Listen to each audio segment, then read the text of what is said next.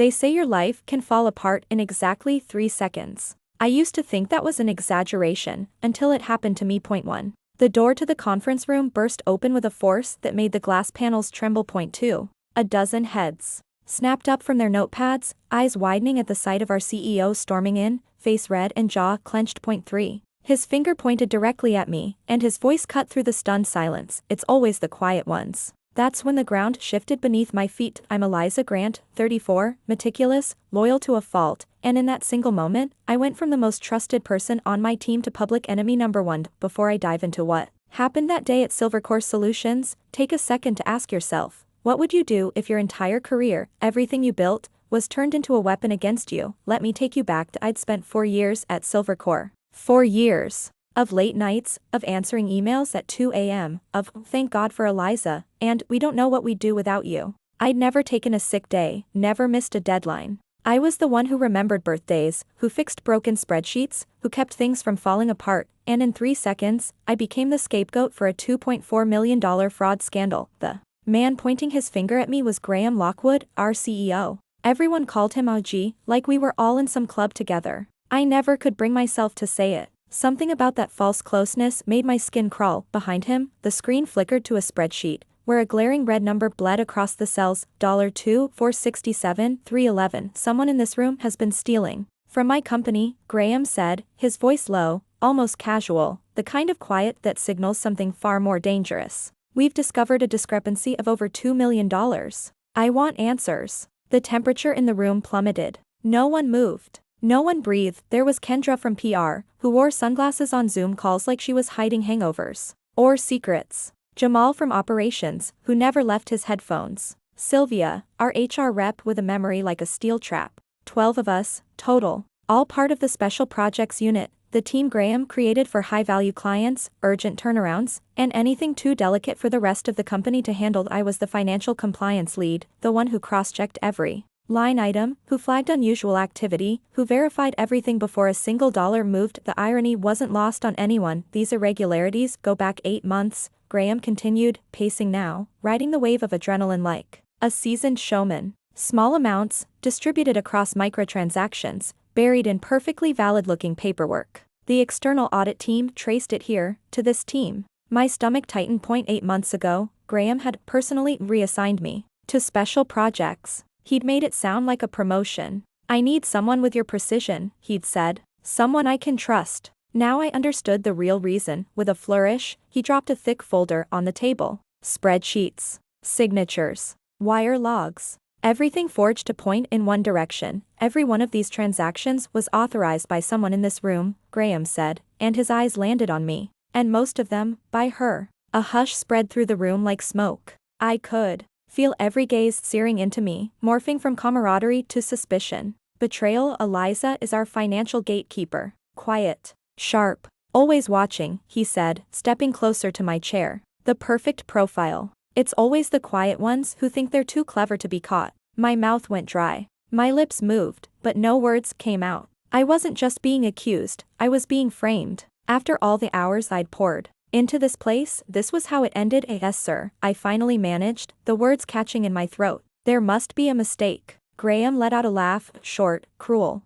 Oh, I don't make mistakes, Miss Grant. But apparently, you do. He turned toward the door. I've already contacted the authorities. They'll be here within the hour. My blood turned to ice. The police? I looked around the room, searching for even one sympathetic face, but all I found was fear. No. One wanted to go down with me, check her computer, someone whispered. It was Theo, our team coordinator, a smug opportunist who'd always hated how closely I worked with Graham. Already done, Graham replied. We found plenty. That's when the panic dissolved. Something inside me clicked, a sudden, unnatural calm. Not the peace of giving up, but the clarity of knowing there was nothing left to lose. I stopped shaking. My breathing steadied. I reached into my bag. Sir, I said, this time steady and clear, you might want to look at this. Graham raised an eyebrow, amused. A confession? How thoughtful. Not quite, I said, unlocking my phone and opening a secure folder I'd been maintaining for almost a year. I handed it to him. It took only 30 seconds for the expression on his face to change.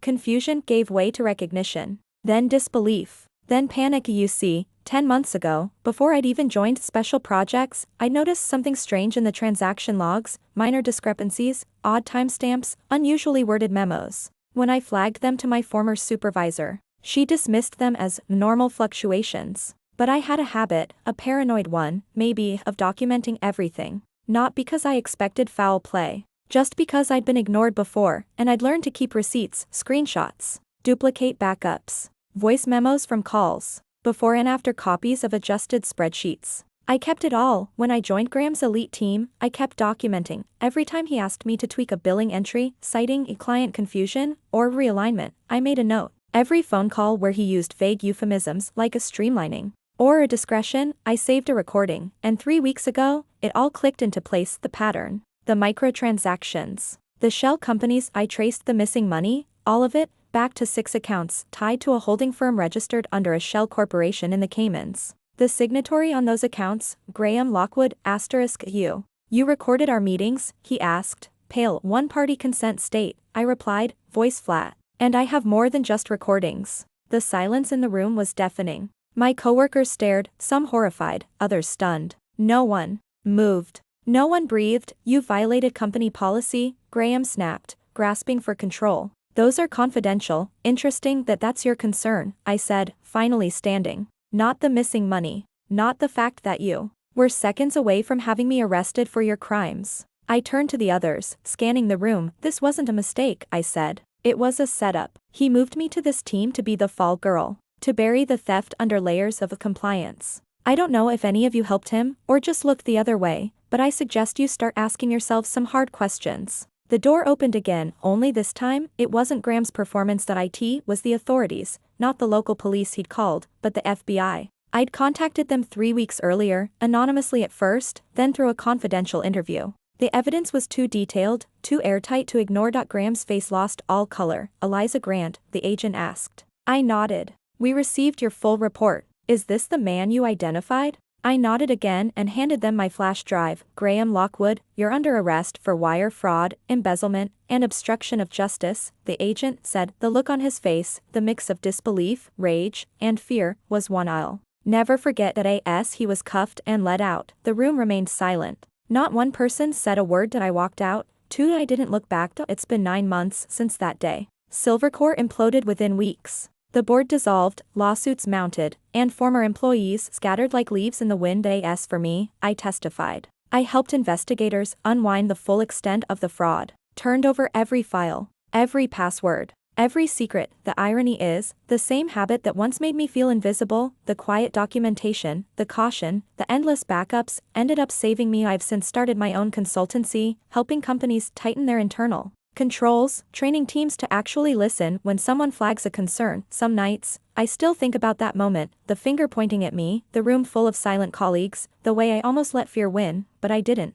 Because it's true what they say, it only takes 3 seconds for your life to fall apart, but sometimes, 3 seconds is all you need to take it back. I watched as Graham straightened his spine, trying to reclaim the authority that had just crumbled beneath him. But his bluster felt hollow now, desperate even. The weight of evidence sat like a stone between us, and he knew it. This is absurd, he said, though the tremor in his voice betrayed him. You think you'll just get away with slandering me? Ruining my name? Slandering? I raised an eyebrow. You did that yourself. I just recorded it. His mouth opened, then closed. I could see the gears turning behind his eyes, trying to decide if intimidation still had a shot at working. But the room wasn't with him anymore. No one jumped to his defense. No one even looked at him. I was either locked on me or darting around nervously like they were trying to process just how deep the rabbit hole went. Dominic, who'd smugly offered up my computer, now looked like he wanted to disappear into the carpet. I took a slow breath and turned to the rest of the room.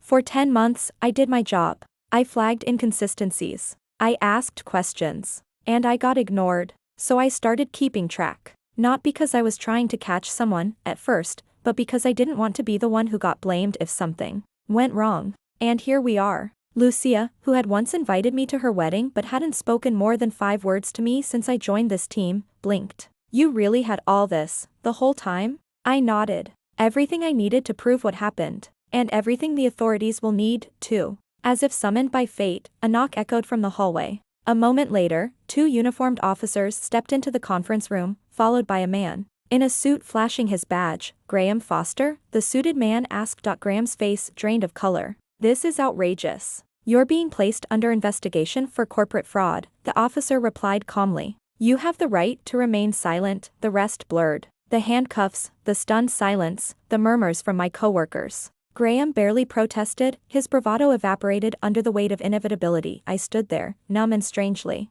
calm, while they escorted him out. It was over. Or at least, this chapter was, but something unexpected happened next day. As soon as the door clicked shut behind them, the entire room shifted. The tension snapped like a stretched rubber band, and suddenly everyone started speaking at once. I had no idea, Devin muttered, rubbing the back of his neck. I always thought something felt off, Amara said quietly, adjusting the strap of her bag. Terrence gave me a slow nod. You covered yourself well. That was smart. Lucia stepped toward me, hesitant. Olivia, I'm sorry. For believing what they said. For not asking you directly. I didn't say anything for a moment, then I gave a small nod. Thanks. It wasn't forgiveness. Not yet, but it was something. The company launched an internal investigation the very next day. I met with auditors, lawyers, and compliance officers, finally able to show the paper trail I'd so carefully kept. It felt strange, sitting in those glass offices where Graham once held court, now filled with people eager to hear my version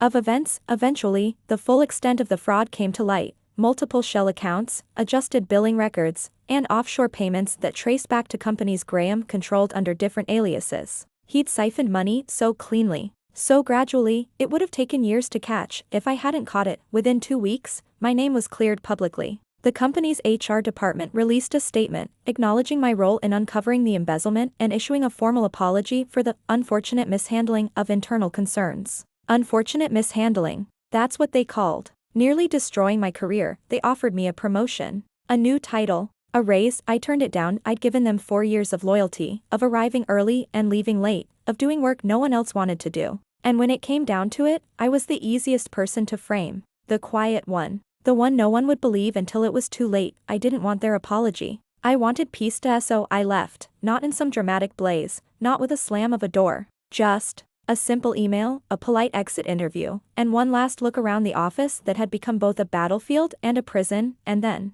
I built something of my own. I took all that experience, all that sharp-eyed, methodical diligence, and launched a consulting firm that specialized in corporate compliance. At first, I worked out of a spare room in my apartment, surviving on coffee and sheer determination. But word spread fast. It turns out, there's a market for people who actually pay attention. By the end of the first year, I had a team of 5. By the second, we moved into a sleek downtown office. Companies came to us now, not because they had to, but because they wanted to avoid becoming another Helix Dynamics. Another cautionary tale. One afternoon, nearly 2 years after that infamous conference room ambush, I got a letter. Not an email, a real envelope, thick and embossed, with a return address from a law firm. Graham Foster had taken a plea deal. 6 years in federal prison, with an agreement to pay restitution. Part of the deal included a signed statement acknowledging that I'd had no part in the fraud. He even included an apology letter, typed, formal, and clearly written by his lawyer. I read it once, folded it back into the envelope, and tucked it into a drawer I never opened again. I didn't need it, because here's the truth, it always takes exactly 3 seconds for your life to fall apart. 1. A door slams. 2. Eyes turn. 3. You're blamed for something you didn't do, but rebuilding, that happens 1 second at a time. One decision, one document, one step forward. Even when everything in you wants to lie down and give up, people still look at me differently sometimes. Clients mention my story, colleagues whisper about what happened. And I let them, because I'm not ashamed of it anymore. I'm Olivia Mitchell, 35 now, founder of Aero Compliance Group, and the quiet girl they tried to erase. She built something stronger than revenge. She built the truth, and that never needs defending.